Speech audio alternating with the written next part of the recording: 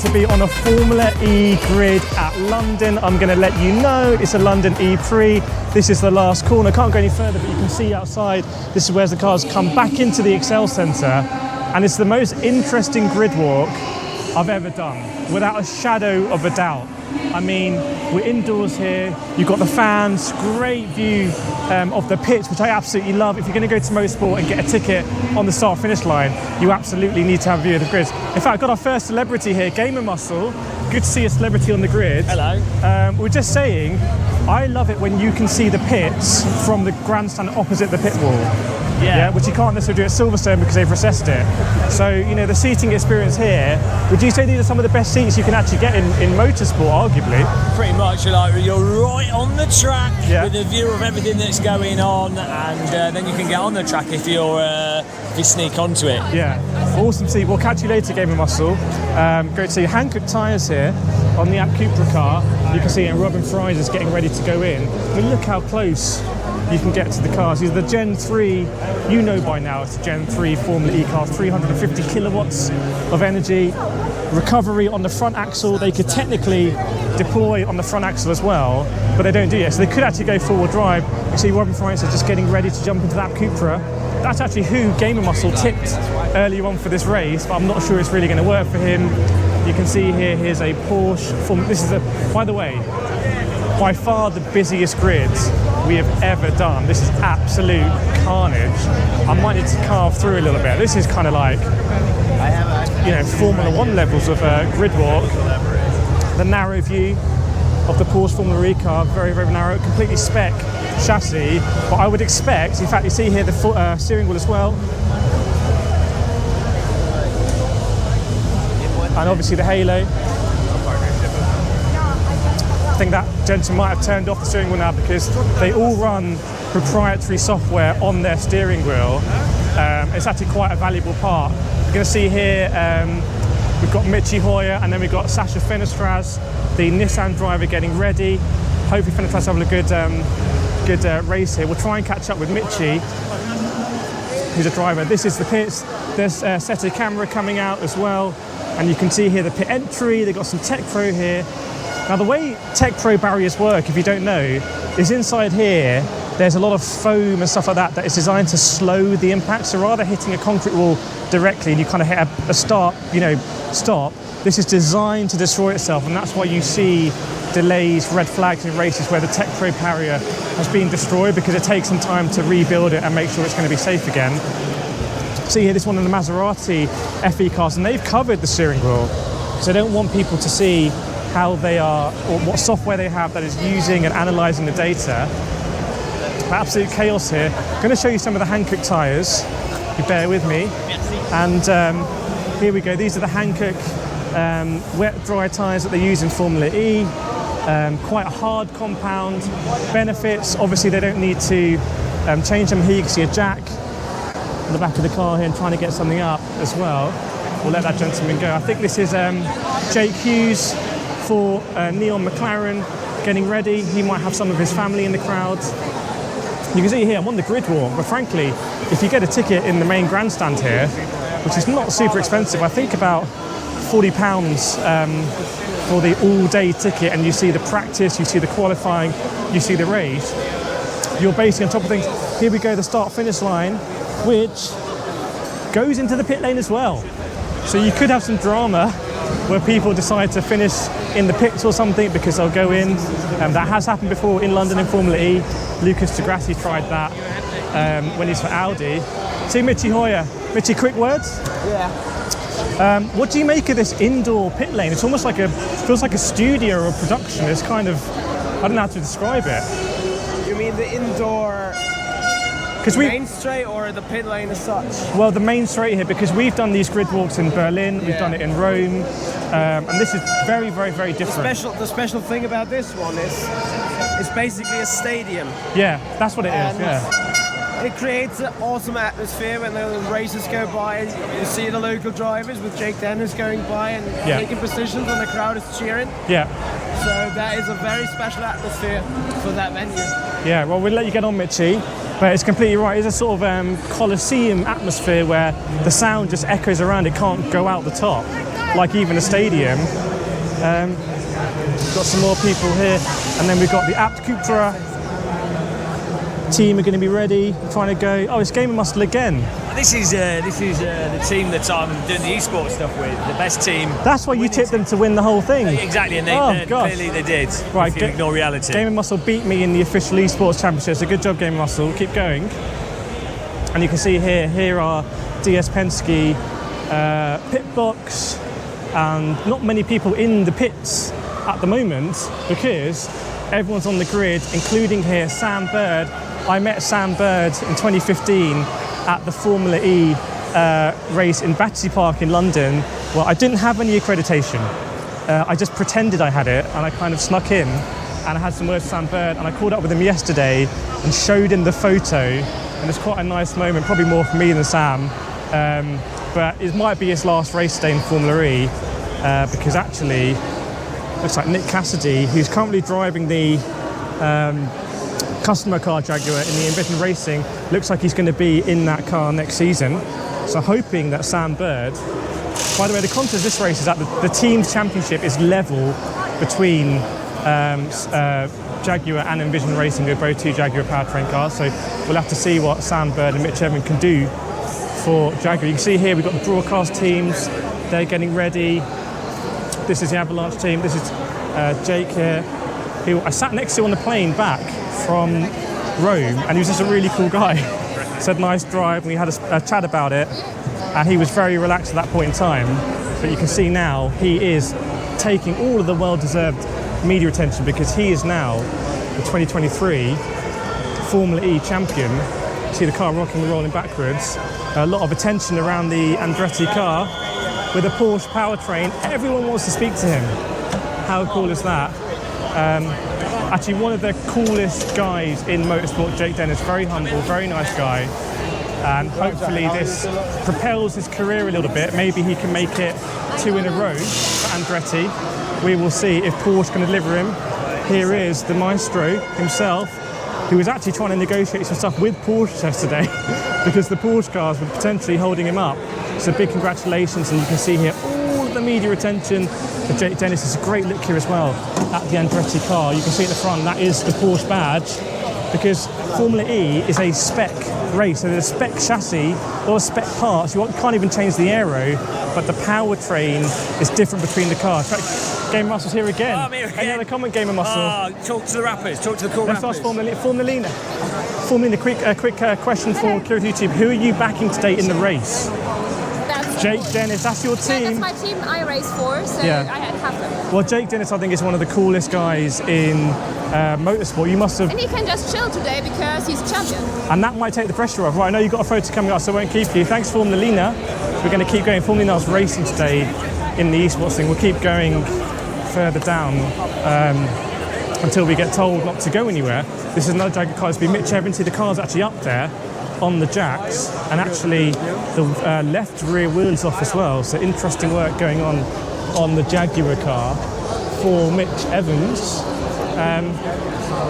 The contest is Mitch Evans was actually one of the drivers who could have won the championship, but hasn't really gone his way in the last few races.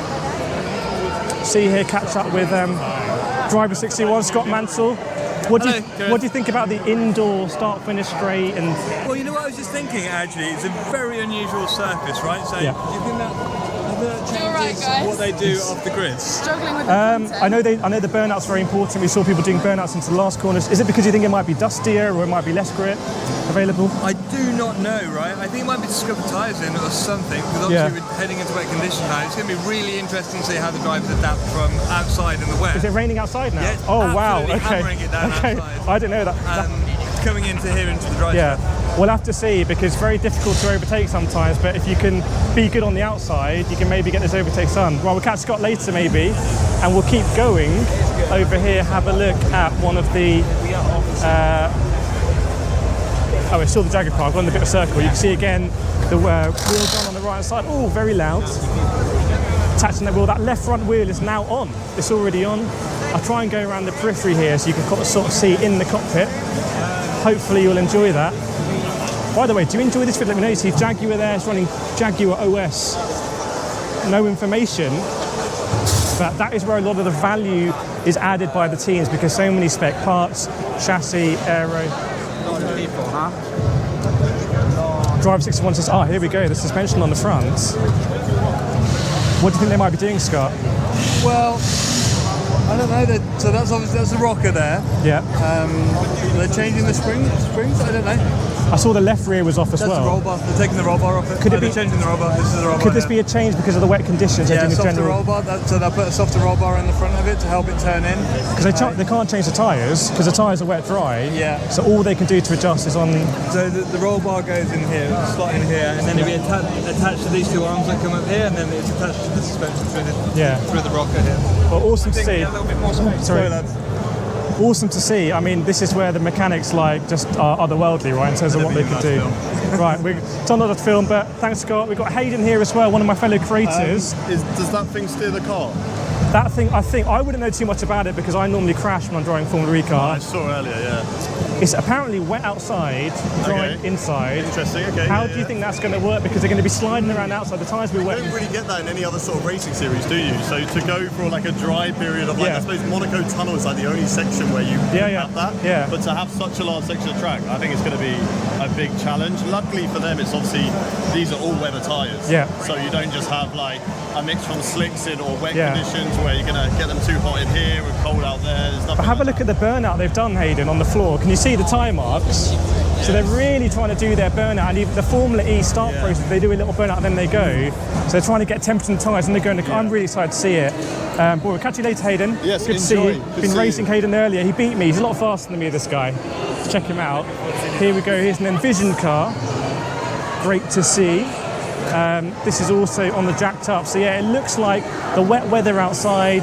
You don't get this. Now, the race yesterday, by the way, there was a race yesterday here, was absolutely crazy.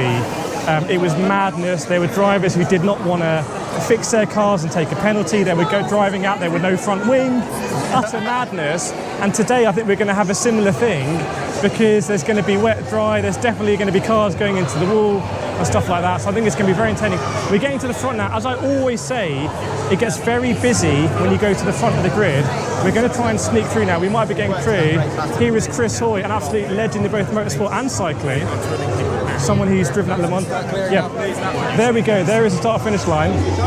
Yeah, we're going. There's. Oh my God, I'm getting corralled. We'll have to go. It's absolute carnage on the grid here, but I just want to say a few things. Firstly, really good seats over here. You see everything. If there's drivers coming in to change their front wing in the pit boxes because they've taken damage on it, you're going to see that here. You're also going to see the start of the race, so I recommend it. That's great. And basically, you're close enough to the grid. These are the Gran Turismo people. I have something to announce that movie that I can't say yet, but these are the people that are officially announcing the movie. To take from that what you will, and we're sort of trying to get funneled back. We will see. Hayden's here and everyone. Gran Turismo movie coming out. Think it's going to do really well? Yeah, I think so. Oh, that's my Martin Brundle moment there. And the Jaguar car, again, they are still working on that suspension. Hang on a second. I'll try and get around. Sorry? Who's that? He's a star of the new Gran Turismo movie. He's playing Jan Mardenborough. Who is he? Why didn't they get Jan to do it? I don't. That's a really good point. Maybe they tried him. But I'm sure someone's been giving him driving lessons, Scott. Here we go, the Jaguar car. Lots of people here supporting Jaguar. It's a home race for them, obviously, and they've just put on the front bit of that car, and now they're going to get the wheel gun out and attach the front wheel. Brakes on the front, no brakes on the rear, really, in a Formula E car. You can see that disc there. That's basically an emergency brake because it's really the electric motor that becomes the brakes. It's a brake-by-wire system, and I'm still getting funneled. Try and come over here. Maybe some teams have decided to make a change to... Oh, it's Game of Muscle again. Yeah, do you know what's really interesting? I was just chatting to a mechanic whilst they're doing the tyres, and like he was saying how the tyre pressures are really, really important with this, and that's why you can see them. Let's speak to the gentleman here. So what brings you to Formula E? Honestly, I'm DJing for my guy right here. Oh, nice. You're enjoying Formula E? Oh, yeah. Awesome. Great to see you. Good luck. Right, we'll keep going back. near the front of the grid, the Jaguar cars, the mechanics there deciding to make a change, which is awesome. Here we go, the people with the pits numbers, which is very important when all the drivers come back because they're going to do a burnout before they go. Hope you enjoy all the action. Here's Norman Nato, who's a driver looking very, very, very focused for the Nissan team. Hopefully he's going to do really well today.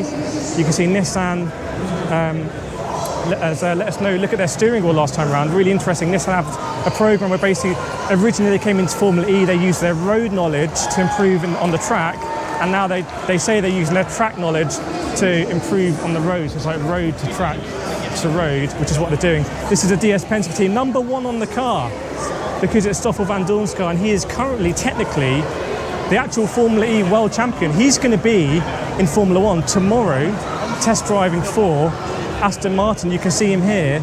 So presumably he'll be back next year as well for DS Penske, who had a decent start to the season, but didn't quite work out there. Oliver Turvey as well, who's a very experienced reserve driver, very strong driver lineup for DS Penske. John-Eric Verne, the other one, and I have an interview with John-Eric Verne that you want to check out. By the way, if you enjoy this stuff, please hit that like button, hit that subscribe, gives us the access, which is awesome to see.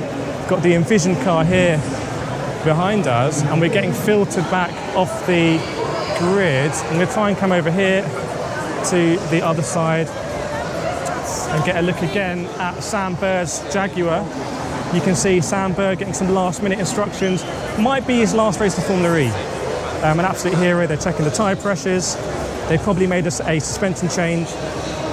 But what I was going to say earlier is maybe some of the teams have decided not to risk it and change their setup because they might struggle to actually get it done in time, where some of the teams have backed their engineers to be able to do it, and it looks like Jaguar is one of those teams. It's very interesting to see. As it goes past the Envision team now, we've got the App Cupra. Spoken with Adrian Tambay, who's the rookie driver for this car, and his dad was actually in Formula E, and he's a really nice guy. Spoke to us about sim racing, just trying to give you the vibe now really, on the old GoPro. Oh, it's Game Muscle again. Go left hand side and have a look here at the front nose cone, because those are going to be, well, not everyone is going to finish this race with a front nose cone. We saw that yesterday. In fact, some teams are probably going to elect to not change it. Dan Tickton behind us. Really awesome guy who's confirmed that I am faster than Gamer Muscle. So that is confirmed by Dan Tickton, absolutely official. What brings you to Formula E? Thank you. What brings you to Formula E? Actually, I came from Jordan as a lifestyle influencer. Oh, wow. Yeah, to cover the event. What's your handle? How can people follow you? Mosab_Jabber. MOSAB_JABER. Definitely go and check that out. Awesome to see how many people come from Formula E here. Here is Jean-Eric Verne. He is a 2-time Formula E world champion, driving for DS Penske.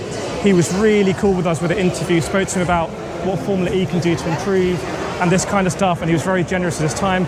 Coming now to the neon McLaren, they've got a custom livery, I think, this time around. That was AI designed, I've heard. And, McLaren basically bought the assets from the Mercedes, Formula E team that were the world champions last time round with Stoffel van Dorn. Now this is a bit where you have to get on the grid as soon as possible. Coming to another Andretti car. Here we go, everyone's getting ready. So it looks like some cars might be on wet setups, some cars might be on dry setups. The tyres are going to be all wet and dry. This is the bit that you don't see on Sky Sports, isn't it? Got to get off the grid, otherwise we're not really important to this race. The important bit is the race. We're just all sort of, thank you very much. We're just all people just sort of milling around. We're not racing drivers, not engineers. I guess we're just sort of adding to the sort of event. But I really like this part of the race. And you can see here again, see if we can go around the back. Thanks. Let's keep moving. Sasa Fenestras here, going to try and have a really good result. They look like they've been doing some last-minute changes on that Nissan car. And coming to near the back of the grid, I think the grid actually curves around just a little bit. And I'll try and peek round and see if I can see any of the rain or feel the rain, because I don't even know what that's like. I've never done anything like that. I've raced a lot in real life, in wet conditions and dry conditions and mixed conditions, but I've never ever raced where half of the circuit is indoor and half of the circuit is outdoor in the rain. It's absolutely insane. I don't even know how they do it. We'll have a chat with the medical car driver as we do on these grid walks, by the way. And here we go, the Alpine car. He's going to get you a look at the view. This is the view that he has all the way coming into the very tight turn 1. And finally we've got the medical car here that's going to come around. It's a Porsche today. This has been absolutely amazing. Thank you so much, everyone. Yeah, I'm walking. Yeah, thank you so much, everyone. We're coming off the grid. We'll see you in the next video.